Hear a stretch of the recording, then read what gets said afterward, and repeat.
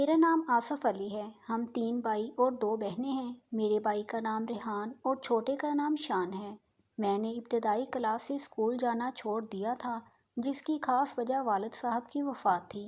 یہ ان دنوں کی بات ہے جب میں لاہور میں ایک ہوٹل پر کام کرتا تھا۔ نیک نیتی اور ایمانداری کی وجہ سے میرا مالک مجھ پر بہت خوش تھا اور ہوٹل کے تمام امور میری ہی ذمہ داری تھی، مطلب کہ ان کے بعد میں ہی مالک تھا۔ ہوا کچھ یوں، ایک دن جب میں صبح صبح کاؤنٹر پر بیٹھا گرم گرم چائے پی رہا تھا تو اچانک ایک نرم اور کوئل جیسی آواز نے مجھے اپنی طرف متوجہ کیا۔ سنیے جی، میرا موبائل چارجنگ پر لگانا، ذرا میں پیپر دے دوں اور پیپر کے بعد میں اپنا موبائل آپ سے لے لوں گی، اور ویسے بھی امتحان سینٹر میں موبائل یوز کرنا منع ہے۔ ایک دم کے لیے تو میں اس کی سریلی آواز کی دھن میں کھو سا گیا تھا، لیکن پھر جلد ہی میں نے اس سے پہلے کبھی کسی اجنبی لڑکی سے بات نہیں کی تھی، محبت کے بارے میں سوچا تھا، کیونکہ جس حالت میں تھا اس میں تو محبت کا تصور کرنا بھی گناہ تھا، کیونکہ کاندھوں پر بہت بڑا بوجھ تھا۔ بڑا بھائی آوارہ قسم کا تھا، اس کو گھر کی فکر نہ تھی، لہٰذا کافی ذہنی کشمکش کے بعد میرے ذہن نے اسے اپنانے کے لیے گرین سگنل دے دیا۔ مجھے کیا ہو گیا تھا، میں خود ہی حیران تھا۔ نہ جانے وہ کہاں سے آئی تھی اور میں تو اسے جانتا بھی نہیں تھا، اور میں پیار کی بات اسے کیسے کروں گا؟ بھلا سوچتے سوچتے میرے ذہن نے کام کیا اور اس کا نمبر نکالنے کی طرف راغب کروایا، لیکن جب میں نے اس کا موبائل آن کر کے اپنے نمبر پر مس کال کرنے کی زحمت کی تو میرا ضمیر مجھے ایک دم ملامت کرنے لگا۔ یہ ناانصافی ہے، گناہ ہے۔ کافی دیر ضمیر اور انا کی جنگ ہوتی رہی، پھر پیار کے مقابلے میں ضمیر ہار گیا اور انا جیت گئی۔ اس طرح میں نے اپنے نمبر پر مس کال دے کر اجنبی حسینہ کا نمبر نکال لیا۔ پھر وہ آئی اور میری حالت پہلے سے بھی بدتر کر گئی تھی، میری بے چینی میں اضافہ کر کے میرا سکون بھی غارت کر گئی تھی۔ دل کو تسلی دینے کی خاطر میں نے سوچا کہ جب وہ دوبارہ آئے گی تو اس کو اپنے دل کی بات کہہ دوں گا۔ وہ نہ آئی، کیونکہ اس دن اس کا آخری پیپر تھا۔ وہ میٹرک کے پیپر دے رہی تھی۔ آخر کب تک؟ انتظار کے لمحے طویل ہوتے گئے، میرے صبر کا پیمانہ لبریز ہو گیا۔ اچانک یاد آیا، اس کا نمبر جو سیو ہے میرے موبائل میں۔ یہ بات ذہن میں آتے ہی میرا دل بہت خوش ہو گیا اور میں نے فوراً اس کا نمبر ڈائل کر دیا، لیکن اگلے ہی لمحے نو کا بٹن پریس کر دیا، یہ سوچتے ہوئے کہ نہ جانے وہ بڑے لوگ ہوں گے، وہ مجھے یہاں سے اٹھوا ہی نہ دیں اور عشق کے چکروں میں روزگار بھی نہ رہے۔ میرے دل میں ایک خوف سا بیٹھ گیا تھا اور میں ڈر کے مارے اس کا نمبر بھی نہیں ملا رہا تھا۔ ایک ہفتے تک تو میں اسی کشمکش میں رہا، لیکن دل کے ہاتھوں مجبور ہو کر آج میں نے اس کا نمبر تمام حوصلوں کو یکجا کر کے ملا ہی ڈالا۔ اگلے ہی لمحے دوسری طرف سے ترنم سی آواز میرے استقبال میں تھی۔ 30 سیکنڈ تک وہ ہیلو ہیلو کرتی رہی۔ میں انجان بن کر اس کی آواز سے محظوظ ہوتا رہا اور میری طرف سے اسے مسلسل خاموشی کا ہی سامنا کرنا پڑا۔ پھر اس نے کال اینڈ کر دی اور پھر کال کے کٹتے ہی میرے سیل نے SMS کی بیل بجا دی۔ انگلش میں لکھا تھا، جو کہ میں پڑھنے سے بالکل قاصر تھا۔ پھر اسی طرح کئی SMS آنے لگے، لیکن نہ ہی میں کوئی میسج پڑھ سکتا تھا اور نہ ہی کوئی رپلائی کر سکا تھا۔ پھر اگلے دن میں نے اس سے بات کرنے کی ٹھان لی۔ جب میں نے اسے کال ملائی تو اس نے نمبر بیزی کر دیا۔ جب میں نے نمبر ڈائل کیا تو اس مرتبہ نمبر پاور آف تھا۔ ابھی تھوڑی دیر ہی ہوئی تھی کہ اس نمبر سے کال بیک آنے لگی۔ میں نے اوکے کا بٹن پریس کر دیا۔ میں نے موبائل فون کان کو لگایا۔ اس بار بھی وہی ترنم سی آواز، وہی لہجہ اور وہی خفگی و ناراضگی کی ملے جلے تاثرات تھے۔ اس کی گونجدار آواز کی صورت میں میری سماعتوں سے ٹکرا رہی تھی۔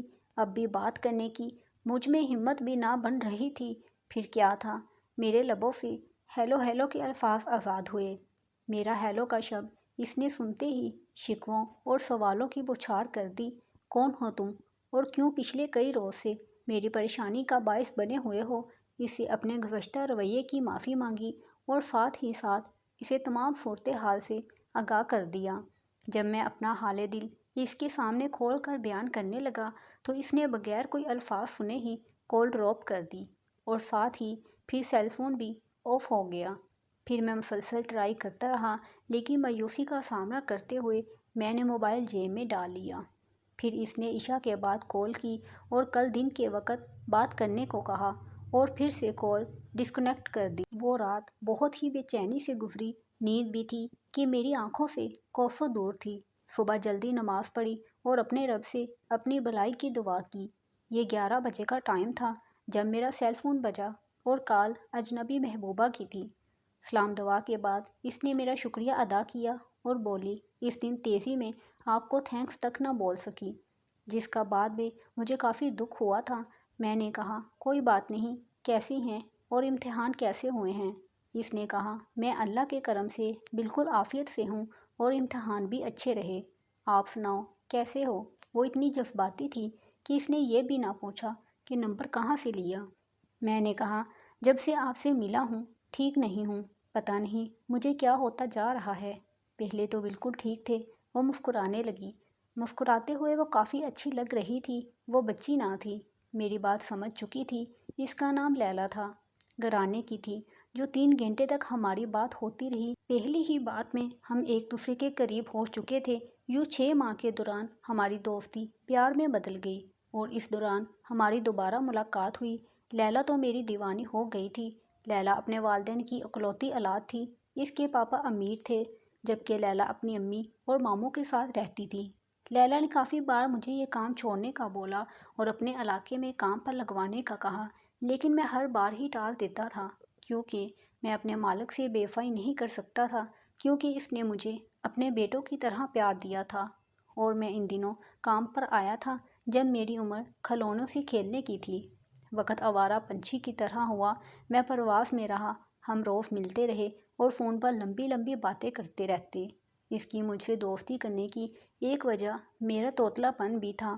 وہ مجھ سے میرے بارے میں کوئی بات پوچھتی تو میں اپنی توتلی زبان میں جب اسے جواب دیتا تو وہ ہنس ہنس کر پاگل ہو جاتی۔ وہ کہتی کہ اگر تم توتلے نہ بولتے تو میں کبھی بھی تم سے دوستی نہ لگاتی۔ مجھے تمہارا توتلا بولنا بہت اچھا لگتا ہے، دل کرتا ہے تم بولتے جاؤ اور میں سنتی رہوں۔ ہمارے دن رات میں اور رات دن میں شمار ہونے لگے۔ لیلا کو میری آنکھیں بہت پسند تھیں۔ وہ اکثر میری آنکھوں کو چومتی تھی اور اپنے سامنے بیٹھنے کا کہتی تھی۔ بس بولتے جاؤ اور میں سنتی رہوں۔ کہتی کہ کاش وقت یہیں پر رک جائے اور یہ منظر میرے سامنے ہی ہزارہ سال چلتا رہے، لیکن قانون قدرت کے ہاتھوں مجبور ہو کر ہمیں ایک دوسرے کو الوداع کہنا ہی پڑتا تھا۔ میں خود پر فخر کرتا تھا کہ میری محبوبہ انتہا کی پیاری ہونے کے ساتھ ساتھ اخلاق کی مالک ہے۔ غریب تو میں بھی تھا، لیکن شاید میری وجہ سے اس کے دل میں غریبوں کے لیے کافی محبت تھی۔ اس نے کئی بار مجھے نقد پیسے دیے اور قیمتی تحائف دینے کی بھی کوشش کی، میں ہر بار واپس موڑ دیتا تھا۔ ہماری محبت ندی کے پانی کی طرح پاک و شفاف تھی۔ لیلا ایک آزاد خیال رکھنے والی لڑکی تھی۔ اس نے مجھ پر کبھی بھی شک نہیں کیا تھا اور مجھے بھی اس پر مکمل اعتبار اور بھروسہ تھا۔ ایک کہنے لگی جانی تیار رہنا، آج میں تمہیں اپنی مما سے ملوانے لے جاؤں گی۔ جب اس نے یہ بات کی تو مجھے اس پر اور بھی زیادہ پیار ہونے لگا۔ پھر دوپہر کو وہ ہوٹل میں آئی اور چلنے کو بولا۔ میں نے تمام امور نائک کو سمجھا دیا۔ صاحب کسی کام کے سلسلے میں دوسرے ملک گئے ہوئے تھے۔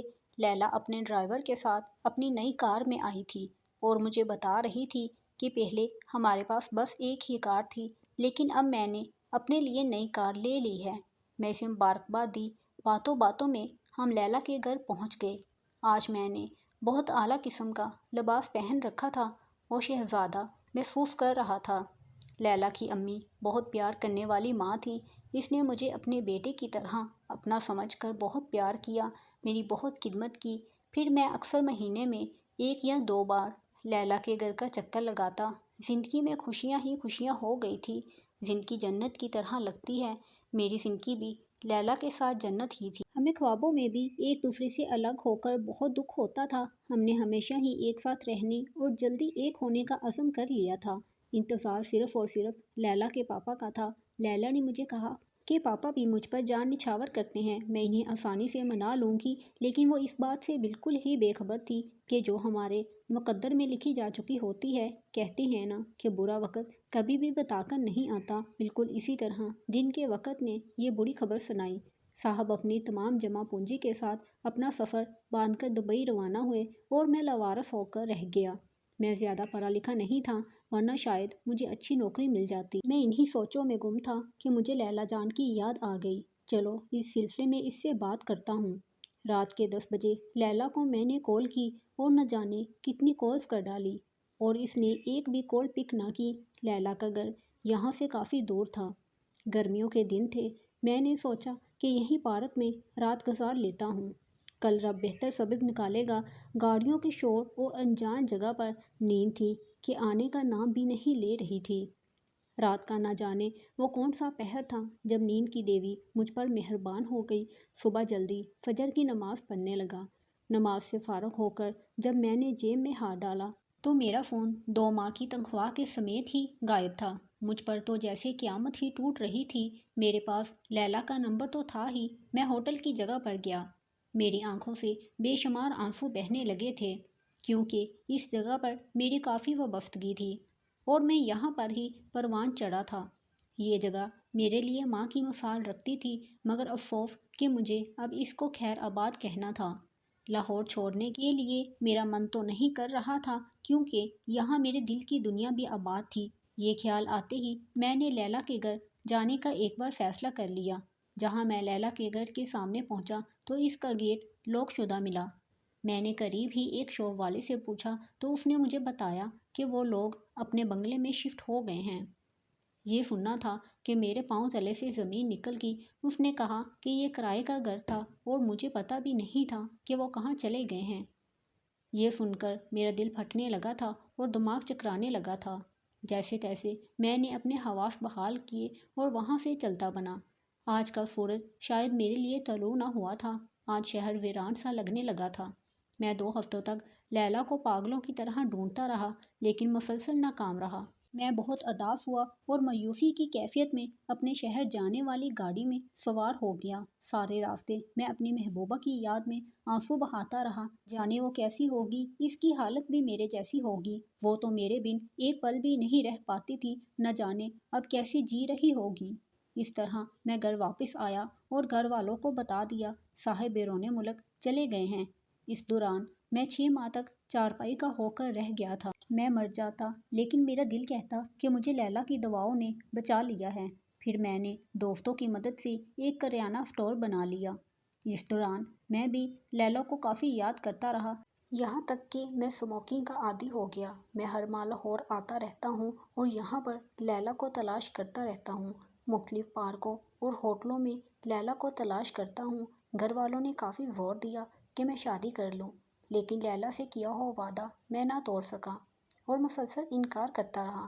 ڈھونڈتے ڈھونڈتے میں تھک سا گیا ہوں، لیکن اس کی یادیں، اس کے کیے ہوئے وعدے مجھے پھر سے تازہ دم کر دیتے ہیں۔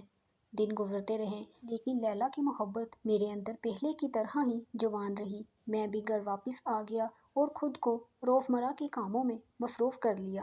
دنوں بعد میرے کزن کا لاہور میں انٹرویو تھا۔ اس نے مجھے بھی ساتھ جانے کو بولا۔ کزن ہونے کے ساتھ ساتھ ہم نے کافی دوستی بھی تھی، سو میں نے ہاں کر دی۔